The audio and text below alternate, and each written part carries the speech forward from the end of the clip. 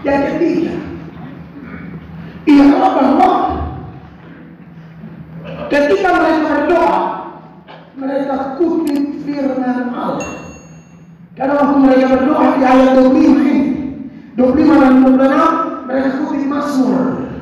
Mereka bilang begini, dan oleh Roh Kudus dengan perantaraan hamba-Mu Daud Bapa kami. Berarti Daud salah satu penulis Mazmur. Engkau telah berfirman, mengapa musuh bangsa-bangsa, mengapa suku-suku bangsa mereka perkara yang sia-sia, raja-raja dunia bersiap-siap dan para pembesar berkumpul untuk melawan Tuhan, dan yang diurapinya. Ini doa kutipan dari Mazmur pasal 2. Mazmur 2 ayat 1 dan 2. Bapak Ibu jemaat baca, ini kutipan yang mereka masukkan di dalam doa. Jadi doa kutip ayat itu boleh. Klaim ayat berarti apa yang tertulis Tuhan itu adalah kebenaran. Mungkin kita tidak usah baca lagi, pulang kita periksa Mazmur 2 ayat 1 dan 2. Ini yang dikutip oleh jemaat di dalam Kisah Para Rasul pasal 4 ayat 25-26. Saya percaya Bapak Ibu juga punya kehidupan rohani yang baik, baca Alkitab, sehingga kalau kita biasa baca Alkitab dengan khotbah, dalam doa kita bisa klaim kebenaran. Kalau ada masalah yang banyak, masalah bertubi-tubi, setelah kita melakukan bagian yang tadi menginginkan Tuhan, dalam doa kita boleh klaim, Tuhan, hamba percaya masalah di TTS ini banyak, tapi kami yakin, saya yakinnya pencobaan yang kami alami tidak akan melebihi kekuatan kami. Engkau Allah setia, Engkau akan beri jalan keluar sehingga kami sanggup menangguhnya. Amin. Kita semua klaim ayat Tuhan, kami percaya Engkau turut bekerja dalam segala perkara untuk mendatangkan kebaikan bagi kami. Dan yang berikut, yang keempat, mereka ini berdoa dengan mempercayai rencana Allah. Mereka doa karena mereka sedang ditekan. Mulai dari zaman Pilatus mereka ditekan, zaman Herodes mereka ditekan. Tetapi dalam doa mereka punya pemahaman yang baik. Bapak Ibu perhatikan ayat 27 dan 28. Sebab sesungguhnya telah berkumpul di dalam kota ini Herodes dan Pontius Pilatus beserta bangsa-bangsa dan suku-suku bangsa Israel melawan Yesus, hamba-Mu yang kudus yang Engkau urapi. Ini pejabat-pejabat jahat yang melawan Tuhan Yesus. Kita bersyukur di NTT kan pejabat jahat sedikit saja, kalau ada pun sedikit saja. Lebih banyak yang mau takut Tuhan, itu bagus saja. Ya. Tapi kalau dulu semua melawan Tuhan Yesus. Tetapi kenapa orang-orang jahat ini hadir? Jemaat itu berdoa begini, untuk melaksanakan segala sesuatu yang telah Engkau tentukan dari semula oleh kuasa dan kehendak-Mu. Ternyata orang-orang jahat itu juga ada atas seizin Tuhan. Tapi kalau kita disakiti orang, belajar berdoa dengan Tuhan, ini orang ini pasti ada atas seizin Tuhan. Jangankan ini orang, setan saja.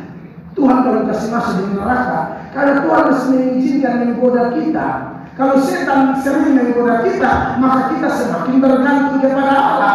Apalagi cuma alat-alat setan yang kecil, yang suka omong kita bernama, yang suka ganggu kita punya rumah tangga, yang suka sindir-sindir kita di media sosial, yang suka fitnah kiri kanan. Ya kalau flow orang kabongkan memang karena dia orang. Kalau itu yang datang jalan fitnah itu fakta. Bagus juga ada akun-akun begitu. Tapi ada juga akun-akun yang model begitu dalam fitnah. Apalagi semua tahun politik 2024, fitnah akan keluar semua. Begini, bagono, segala macam. Kalau ada orang fitnah, bapak-bapak pejabat, bapak ibu ASN berdoa dengan Tuhan, hamba yakin dia ada atas seizin Tuhan. Kuatkan hamba supaya hamba jangan balas jahat dengan jahat, karena pembalasan adalah hak Tuhan, bukan hak kita. Pernah ada penerbangan dari Jakarta ke Solo menggunakan maskapai Lion Air. Ada pendeta, dia itu ada jadwal khotbah di Solo dan dia harus terbang siang, khotbah malam. Itu pesawat satu-satunya ke Solo waktu itu. Dia pergi ke bandara, ternyata di seatnya dia itu 2A misalnya, itu ada 2 orang. Jadi mereka bisa-bisa Lion Air juga bingung. Kenapa satu kursi ada 2 orang? Tidak mungkin membawa sampai Solo. Maka singkat cerita, pendeta ini tidak jadi terbang. Pendeta ini kecewa berat, dia bakal pendeta pun kalau tidak hati-hati, tidak mengerti rencana Allah, bakal sama. Ngomel bakal sama, sampai ke salah Tuhan. Tuhan ini bagaimana ini? Apalagi kalau di Jawa sana, kadang-kadang dong undang ketor, sorry pengalaman. Dong baru undang, tapi transfer semua sudah dulu, doi khotbah semua sudah dulu. Jadi beban kan? Sedangkan tidak ada penerbangan, mau jalan darat tidak memungkinkan. Pas sampai di rumah di dalam emosi tinggi, dia setel TV begini, dia nonton itu pesawat tadi jatuh di Solo. Dia langsung berlutut di muka TV, Tuhan minta ampun. Kadang-kadang katong sok lebih bijak dari Tuhan Allah.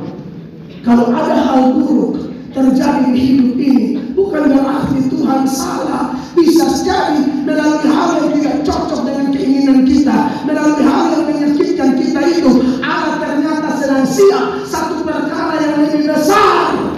Jadi jangan cepat marah-marah, tapi datang kepada Tuhan, bawa dalam doa sambil berkata, tidak ada satu perkara pun terjadi di luar kehendak Allah. Maka rambut di kepala pun tidak akan jatuh di luar kehendak Tuhan. Rambut di kepala Tuhan itu semua kok. Amin. Kalau kita yang mulai gugur ya, artinya sampai bikin repot Tuhan, itu sesuai.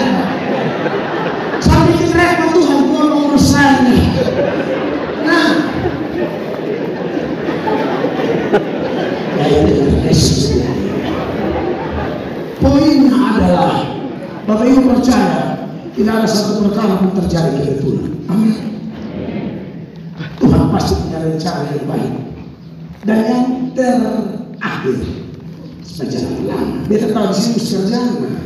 Tapi ini bersekutu doa, Father 2 jam setengah. Tapi jangan. Yang terakhir, Bapak Ibu lihat, mereka itu diancam supaya stop beritakan Injil.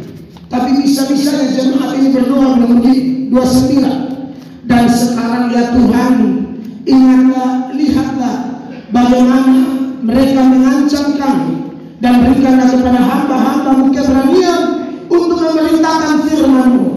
Ulurkanlah tangan-Mu untuk menyembuhkan orang, dan adakanlah tanda-tanda dan mujizat-mujizat oleh nama Yesus hamba-Mu yang kudus. Mereka dilarang beritakan Injil, dilarang untuk menyembuhkan orang. Tapi waktu mereka doa, mereka minta keberanian. Tambahkan keberanian supaya kami khotbah, tambahkan mujizat supaya nama-Mu dimuliakan. Dan ayat 31, Allah menjawab mereka. Ini namanya doa mati bagi diri sendiri. Kalau mereka menginjil, ancamannya dibunuh. Kalau mereka doakan orang sakit, mujizat terjadi, mereka bisa dibunuh. Tapi karena ini demi kepentingan banyak orang, mereka tetap minta keberanian. Bupati dan Sekda, kita doa supaya tambahkan keberanian, Bang. Kalau untuk sebuah kebenaran demi kepentingan masyarakat, hamba Bapak, Tuhan di pihak Bapak. Amin. Demi kebenaran sudah pasti orang serang. Jangankan kita, Tuhan Yesus saja orang bilang gila. Tuhan Yesus, orang bilang Tuhan Yesus gila. Orang bilang Tuhan Yesus kemasukan setan. Padahal Tuhan Yesus berjuang untuk menyatakan kebenaran. Alat-alat setan tidak akan tenang kalau kita hidup lurus. Kasihan ya, saya gue kawin DPR, serius, itu kasih orang. Kita tahu ini orang apa demi kepentingan siapa? Kan demi kepentingan masyarakat PNS. Kalau saya mulai sini, rakyat yang dari korban.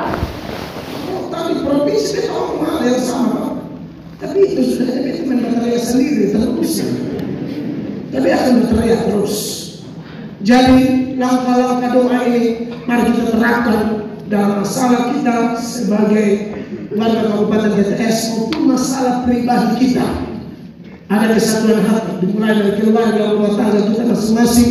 Datanglah kepada Tuhan dengan memulai menyatakan kemahakuasaan Allah, bukan menyatakan masalah kita.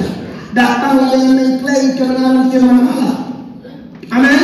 Datanglah dengan keyakinan bahwa Allah turut bekerja dalam segala perkara untuk mendatangkan kebaikan. Dan datanglah bukan untuk kepentingan kita, tapi untuk kepentingan orang lain. Percaya kalimat penutup ini. Di saat kita sibuk kepentingan orang, Allah sibuk urus urusan kita.